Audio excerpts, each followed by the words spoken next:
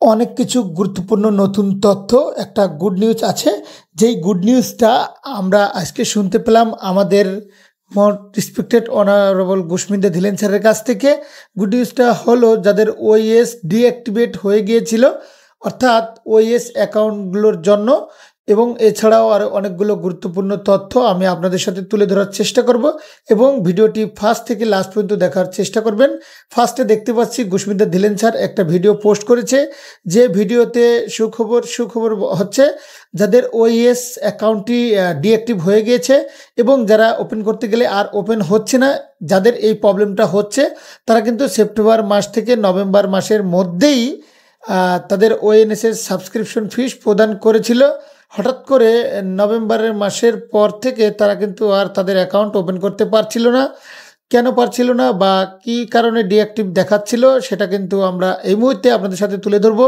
এবং যাদের এই প্রবলেমগুলো হচ্ছে তারাও কিন্তু আইডেন্টিফাই করতে পারছে না এবং তারা কিন্তু শরণাপন্ন হয়ে পড়ছে এবং তাদের গুশমিন্দা ধিলেন স্যারের এই মেসেজটা কিন্তু পৌঁছেছিলেন এবং আমাদের এস স্যারের কাছে এবং কামাল স্যারের কাছ থেকে, এবং তাদের ইনস্ট্রাকশন অনুযায়ী ফার্স্টে কিন্তু তারা আমাদের এই প্রবলেমটা যাদের ফার্স্টে হয়েছে তাদের ডেটা সংগ্রহ করার জন্য এই ইনস্ট্রাকশনটা দেন এবং সেই অনুযায়ী কিন্তু গুশমিন্দা ধিলেন স্যার এবং নিরাজ দালভি স্যার ডেটা সংগ্রহ করেন এবং 40 জনের মতো এরকম প্রবলেম ফাউন্ডিং মেম্বারদেরকে প্রবলেম অ্যাকাউন্ট কিন্তু হয়েছে এবং আইডেন্টিফাই করা সম্ভব হয়। তাদের সমস্ত কিছু কিন্তু কবে পেমেন্ট করেছিল বা কবে থেকে ডিঅ্যাক্টিভ হয়েছে, কীভাবে পেমেন্ট করেছিল, সমস্ত ইনফরমেশন কিন্তু কালেক্ট করেন আমাদের most respected honourable Neeraj sir. এরপরেই কিন্তু জানুয়ারি মাসে একটা অফিসিয়ালি একটা মিটিং বা একটা বৈঠক হয়, যেখানে উপস্থিত থাকেন ইন্ডিয়া থেকে মোস্ট রেসপেক্টেড অনারেবল কিছু, যেমন গুশমিন্দা ধিলেন স্যার, নীশ কুটিয়ান, ঋষিকুল্লার স্যার, আরও কিন্তু অনেকেই এখানে উপস্থিত থাকেন। এবং সেই মিটিংটা হয় কিন্তু আমাদের দুবাইয়ের কাস্টমার কেয়ার টিম এবং আমাদের অনপেসিভের হায়দ্রাবাদের টিম এবং কাস্টমার কেয়ার টিম এবং ফাইন্যান্সের যে সমস্ত দায়িত্ব এবং ভারপ্রাপ্ত যারা এখানে রয়েছেন সমস্ত জেন্টস কিন্তু এখানে থাকেন এবং এই 40 জনের অ্যাকাউন্টকে কি কেন বা কাদের কাদের ডিঅ্যাক্টিভ হয়েছে এবং কেন হয়েছে বা কি কি প্রবলেম হয়েছে সে সমস্ত প্রবলেমগুলোকে তুলে ধরে তথ্যগুলোকে কিন্তু সেখানে জমা দেওয়া হয়েছে। তারপরে কিন্তু সেখান থেকে এই ব্যাপারে ফলো আপ শুরু হয়। দেন সেই ফলো আপের যে পূর্ণাঙ্গ রেজাল্ট কিন্তু আজকে আমরা জানতে পারলাম এবং সেই 40 জনের অ্যাকাউন্টে যে প্রবলেমটা হয়েছিল অর্থাৎ ডিঅ্যাক্টিভটা হয়েছিল তাদের জনের কিন্তু অলরেডি রিফান্ড চলে এসেছে।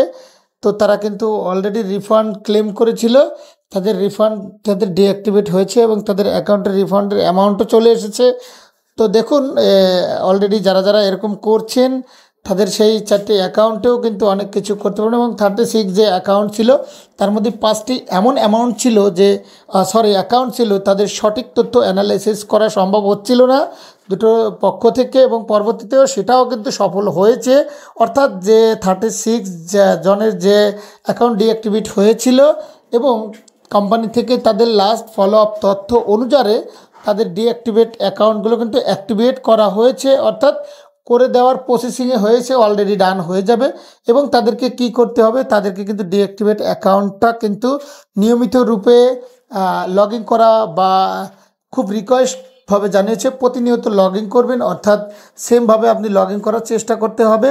অর্থাৎ আমাদের সাপোর্টের যে সমস্ত ক্রাইটেরিয়া রয়েছে সেগুলো রিসেট পাসওয়ার্ডটা অবশ্যই করে নেবেন এবং রিসেট পাসওয়ার্ডটা করে নিলে তাহলে করে আপনাকে দেখতে হবে যে এখানে আপনি লগ ইন করতে পারছেন কি না, এবং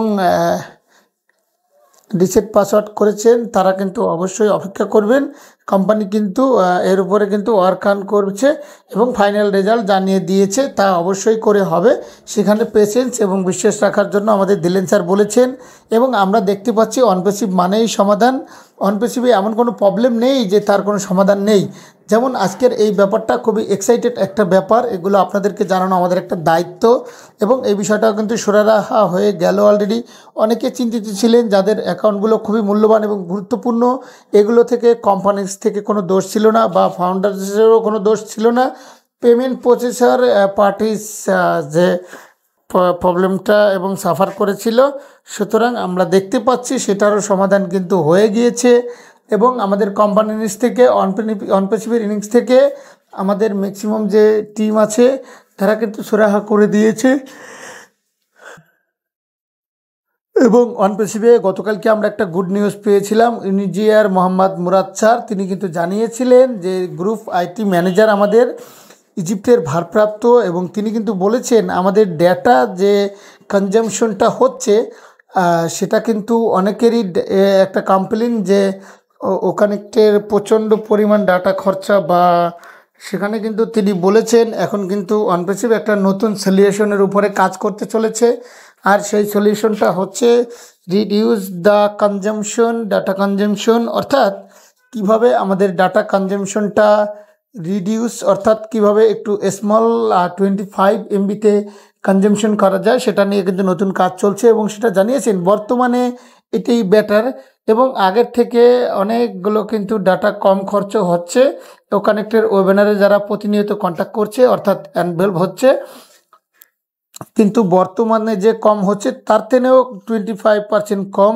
এটা একটি গত ভিডিওতে আমি সামথিং অ্যাড করেছিলাম, এবং তার উপরে কিন্তু একটা কার্য চলছে। তো দেখুন অনপেসিভে আসলে কোনো সমস্যাই সমাধান না হওয়ার মতো নয়, এবং ম্যাক্সিমাম সমস্যাই সমাধান হয় ইনশাল্লাহ।